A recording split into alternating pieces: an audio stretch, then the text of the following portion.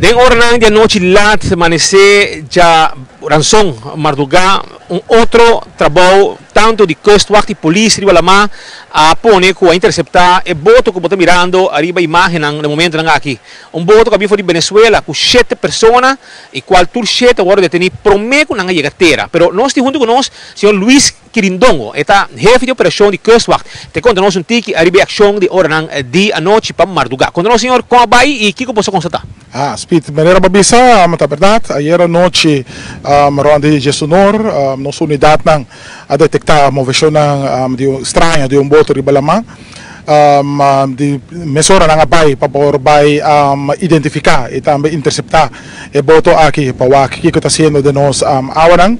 Chegando mais cerca, nós mira que estava boto que estava navegar sem solução, mas sendi, hora que nós chega mais cerca.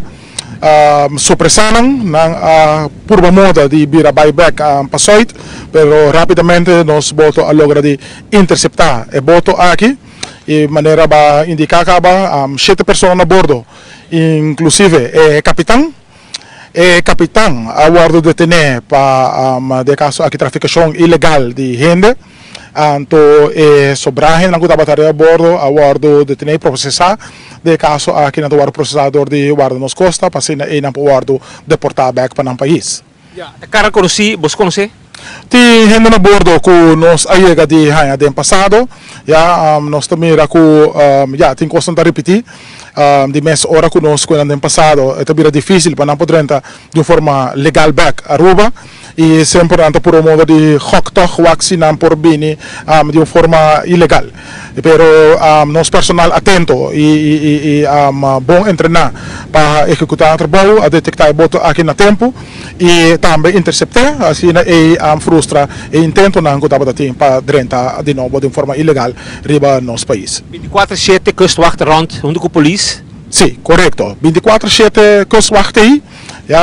Nós estamos presentes, servindo nossa comunidade Ribalama. Número de emergência, qualquer coisa pode propor e ajuda?